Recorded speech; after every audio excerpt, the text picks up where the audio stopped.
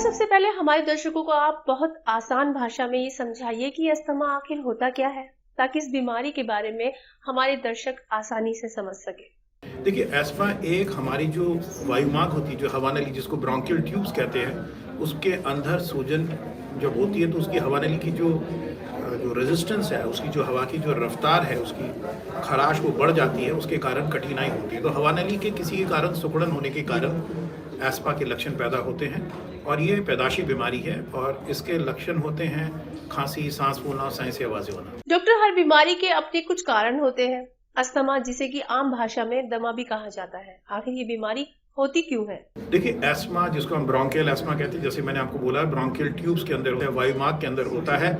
ये पैदाशी होती है, हमारे खून के रिश्तेदारों में से हमें ये जेनेटिक तौर पे मिलता है। बट हर एक के अंदर वो उस तरह की जेनेटिक टेंडेंसी होती है। बट अगर जेनेटिक टेंडेंसी के साथ साथ अगर कुछ ट्रिगर्स होते हैं, ट्रिगर्स मतलब कोई रासायनिक ट्रिगर, चाहे पोल्यूशन हो, धूल मिट्टी हो, डस्ट माइट्स हो, पोलन्स हो या कोई फंगस हो, अगर आपकी रहन सहन ठीक ना हो, अगर वातावरण में कुछ इस तरह की चीज़ें उड़ने वाली चीज़ है, तो आपकी हवा नली थोड़ी ज़्यादा संवेदनशील हो जाती है। तो बट पारिवारिक इनहेरिटेंस होना बहुत ज़रूरी है। तो ये जेनेटिक टेंडेंसी है, बट माहौल के साथ वो बढ़ता रहता है। डॉक्टर, बहुत से लोगों का ये मानना है कि अस्थमा में हमारे फेफड़े काफी प्रभावित होते हैं। क्या ये सच है?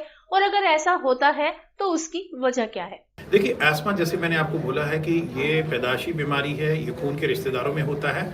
ये मतलब रिवर्सिबल डिजीज़ है, मतलब सीज़न के साथ साथ कुछ ट्रिगर्स, कुछ रासायनिक ट्रिगर के साथ साथ ये बढ़ता है, अपने आप ठीक भी हो सकता है और दवाई के साथ भी ठीक होता है। ये रिवर्सिबल डिजीज़ है, बट इसमें आपकी फेफड़े की कोई कमी नहीं होगी अगर आप प्रॉपर उचित इलाज लेंगे। अगर उचित इलाज लेंगे तो एकदम नॉर्मल, मतलब बहुत ही अच्छी ज़िंदगी बिता सकते हैं और आपको कोई कमी नहीं हो सकती है।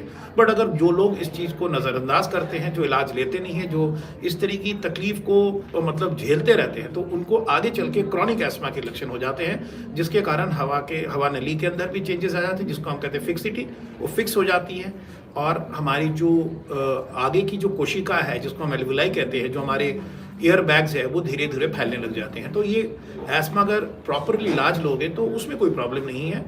जो लोग इसको नहीं इलाज लेते या जो इलाज को इग्नोर करते हैं या जिनको एक्सेस नहीं है, जो समझ नहीं पाते हैं, लोग सोचते हैं कि सिंपल कोल्ड एंड कफ है, उनको आगे चल के लॉन्ग टर्म एस्मा की कॉम्प्लिकेशन हो सकता है। तब जाके वो क्रॉनिक एस्मा में बदल जाता है, जिसको हम COPD कहते हैं या क्रॉनिक ऑब्स्ट्रक्टिव पल्मोनरी डिजीज कहते हैं। अदरवाइज एस्मा बहुत ही सिंपल साधारण बीमारी है जो बिल्कुल रिवर्सिबल है। डॉक्टर, यूं तो सर्दियों के दिनों में अस्थमा के मरीजों को बड़ी दिक्कत का सामना करना पड़ता है, लेकिन कहते हैं कि पॉल्यूशन वाली स्थिति में भी अस्थमा के रोगियों की परेशानी बढ़ जाती है। आखिर ऐसा क्यों होता है?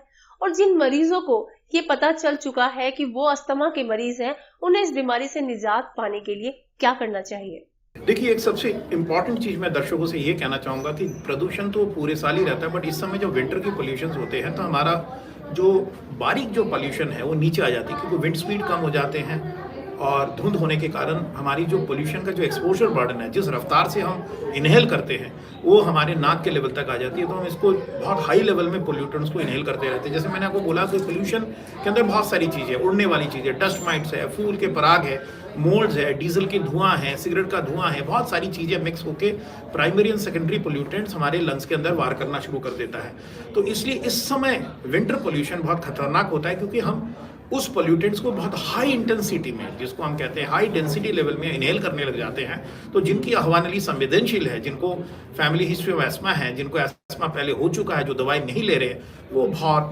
उनको बहुत ज़्यादा सेंसिटिव हो जाते हैं और उनके एस्मा बिगड़ने लग जाते हैं।